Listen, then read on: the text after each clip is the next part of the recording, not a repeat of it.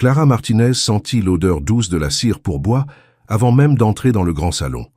La demeure Delmonte était silencieuse ce matin-là, du genre de silence lourd qui précède toujours les soirées importantes, et celle-ci serait la plus grande de toutes.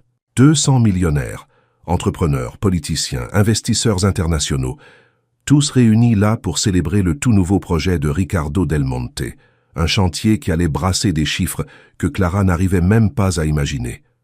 Elle rajusta son tablier, inspira profondément et poussa le chariot de ménage jusqu'au centre du salon. Le piano à queue brillait sous la lumière naturelle qui tombait des immenses fenêtres. Clara évitait de le regarder directement, comme à son habitude. C'était un réflexe presque protecteur. Si elle ne regardait pas, elle ne se souviendrait pas de ce qu'elle avait perdu. Elle s'agenouillait pour nettoyer les pires de l'instrument lorsqu'elle entendit des pas fermes descendre l'escalier. Un seul homme dans cette maison marchait ainsi. Ricardo Delmonte apparut en haut des marches, impeccable dans sa chemise blanche retroussée jusqu'aux avant-bras, tendu comme quelqu'un sur le point de mener une guerre. Clara baissa immédiatement les yeux. 3 années à travailler pour cet homme lui avaient appris une règle simple. Moins il remarquait son existence, mieux c'était. Clara. Sa voix trancha le silence comme une lame. Elle se releva lentement, les mains tenant encore le chiffon humide. « Oui, monsieur Delmonte ?» Il marcha jusqu'aux fenêtres, observant l'agitation des préparatifs dans le jardin. Son reflet se projetait dans la vitre. Épaule droite, menton levé, posture de quelqu'un né pour dominer. « Demain, nous aurons 200 personnes d'ici, » dit-il sans la regarder. « Des gens importants, des gens qui façonnent le pays. » Clara resta silencieuse, comme on l'attendait d'elle. Ricardo se retourna. Il y avait quelque chose de différent dans ce regard, une lueur calculée, cruelle, comme s'il venait de découvrir un nouveau jouet. Il faut que je les impressionne, leur montrer que je suis un homme de goût raffiné, un hôte à la hauteur de l'élite mondiale. Il fit un pas vers Clara, tourna autour d'elle comme un prédateur évaluant sa proie. « Tu sais jouer du piano ?» Ce n'était pas une question. C'était une sentence.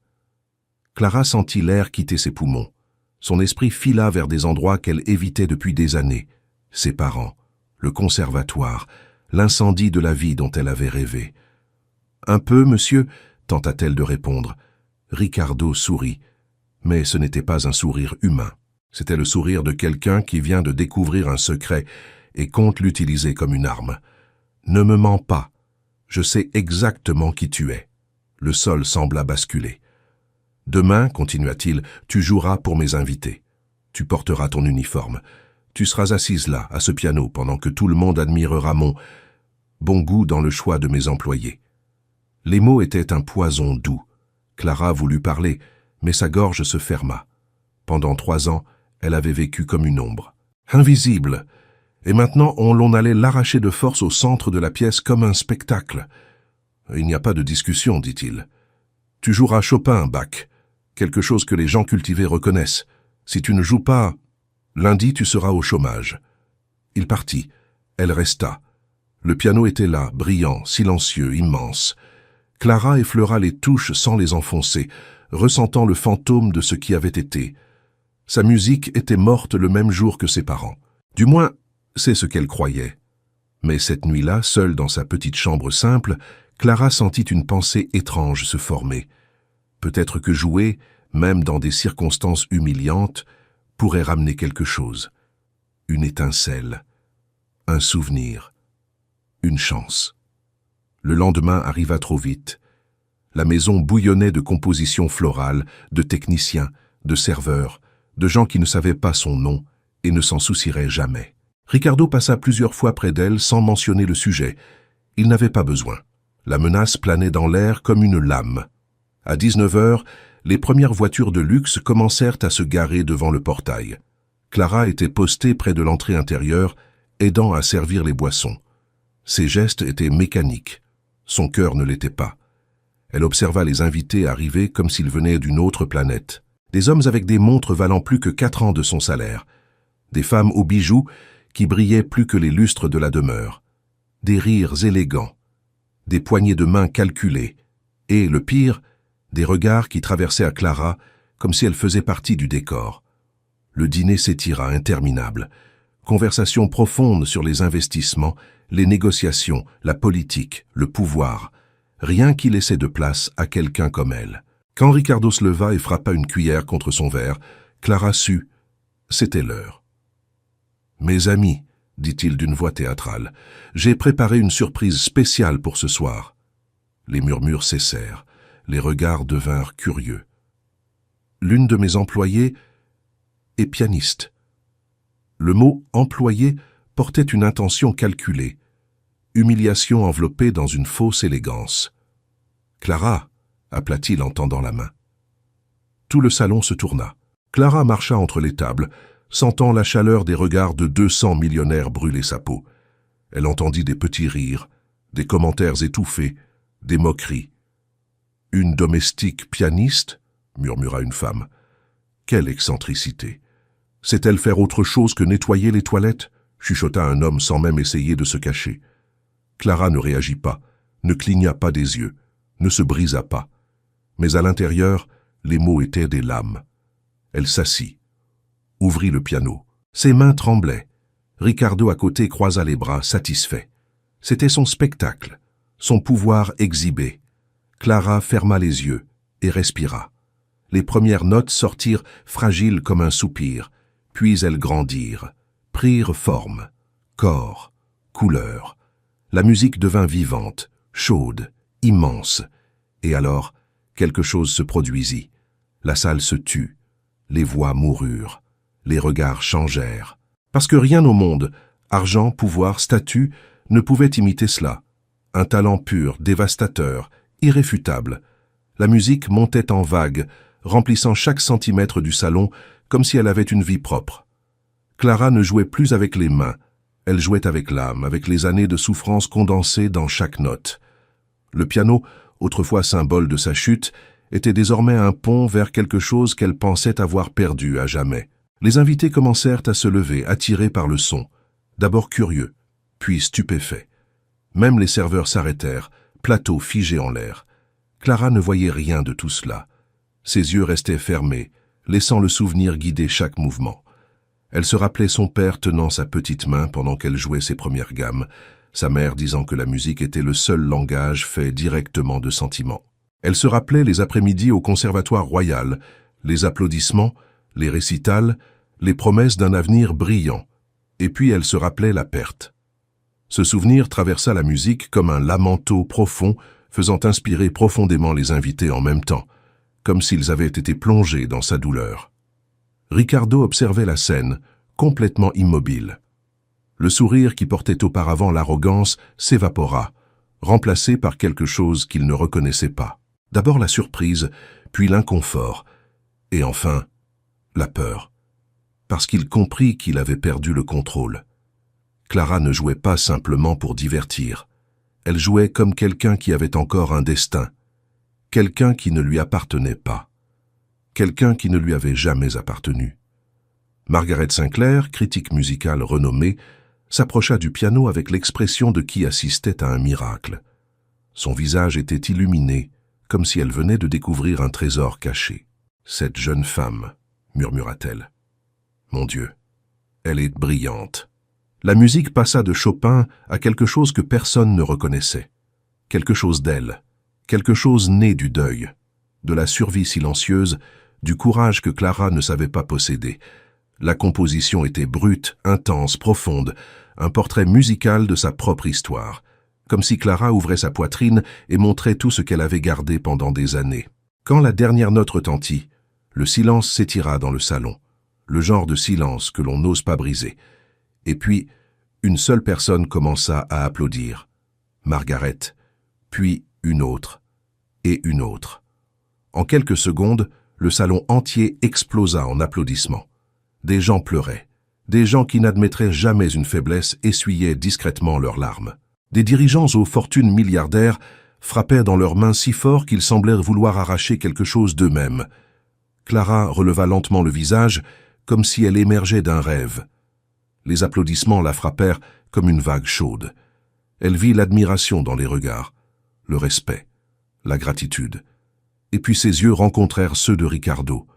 Il n'applaudissait pas. Il semblait pétrifié, la mâchoire serrée, le regard fixé sur elle comme s'il était face à quelque chose qu'il ne comprenait pas, ou quelque chose qu'il craignait de perdre. Margaret fut la première à accourir vers Clara. « Ma chère, dit-elle, la voix tremblante, il faut que tu me parles.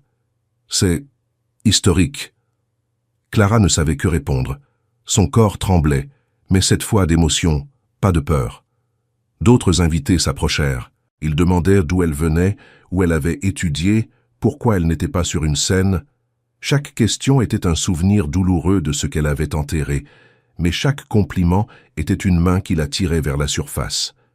Ricardo s'avança parmi la foule, essayant de reprendre le contrôle du moment, mais personne ne semblait s'intéresser à lui. Les conversations allaient monter vers Clara. Elle était le centre. Elle était l'étoile. On ne pouvait plus l'éteindre. « Comment peut-elle travailler ici ?» demanda Thomas Crawford, indigné. « C'est un crime contre l'art. Une pianiste de ce niveau qui nettoie des maisons. » Margaret se tourna vers Ricardo. « Tu le savais ?» demanda-t-elle, tranchante comme une lame. Ricardo hésita. « Je m'en doutais, » répondit-il. Personne ne le crut. Margaret revint vers Clara. « Où as-tu étudié ?»« Au Conservatoire royal de Londres, » répondit-elle sans élever la voix. Pourtant, tout le monde entendit. Un choc collectif parcourut le salon. C'était comme dire qu'elle avait étudié à l'Olympe de la musique. « Et pourquoi es-tu ici ?» demanda quelqu'un d'autre. Clara serra le chiffon de son uniforme entre ses doigts. « Mes parents, » commença-t-elle, et la douleur revint dans sa voix. « Ils sont morts. J'ai dû rentrer. J'ai dû travailler. » Il n'y eut pas de jugement, seulement de la compassion. Ricardo comprit, peut-être pour la première fois, que personne n'était de son côté. Les gens autour de lui le regardaient comme quelqu'un de petit, ridiculement petit face à la grandeur de Clara. La fête se termina comme un rituel étrange, où tout le monde voulait embrasser, remercier, demander ses coordonnées, complimenter, offrir de l'aide. Margaret, avant de partir, tendit une carte à Clara. « Appelle-moi demain. Tu as une histoire et un talent dont le monde a besoin, et je vais m'assurer que tu sois vue. » Quand tous furent repartis, Ricardo appela Clara dans son bureau. La porte claqua derrière elle avec fracas. « Tu m'as humilié, gronda-t-il. » Clara leva le menton pour la première fois en 3 ans. « J'ai seulement joué, monsieur. »« Tu es devenu le centre de la fête, » cria-t-il. « Maintenant, ils pensent que je t'exploite. »« Mais vous m'exploitez !» Les mots sortirent avant qu'elle ne puisse les retenir, mais elle ne les regretta pas. Ricardo resta immobile quelques secondes, comme s'il avait reçu un coup. « Tu es licencié, » dit-il enfin. « Tu as jusqu'à lundi pour partir. » Clara sentit le sol se dérober, mais étrangement, elle ne tomba pas. Pour la première fois, elle ne tomba pas. Elle prit la carte de Margaret dans sa poche et quitta la pièce sans baisser la tête. 2 semaines plus tard, elle était dans un studio, assise devant un piano à queue qu'elle n'avait pas à nettoyer, seulement à jouer. Margaret l'accompagnait, expliquant que le journal publierait son histoire dans l'édition du dimanche. Le titre serait « La pianiste que le monde a failli perdre ». Les mois passèrent comme le vent. Clara fut invitée à jouer dans de petits événements, puis dans des orchestres, puis dans de grands salons. Son nom commença à apparaître dans les revues spécialisées. Des producteurs appelaient, des critiques écrivaient, le public l'applaudissait. Clara Martinez était de retour. Quand son premier grand concert au théâtre municipal fut annoncé, les billets se vendirent en moins de 3 jours. Et ce soir-là, parmi tant de gens dans le public, il y avait quelqu'un qu'elle n'attendait pas. Ricardo Del Monte. Assis à la 5e rangée, le visage tendu, le regard fixé sur la scène comme si sa vie en dépendait. Elle joua comme jamais auparavant.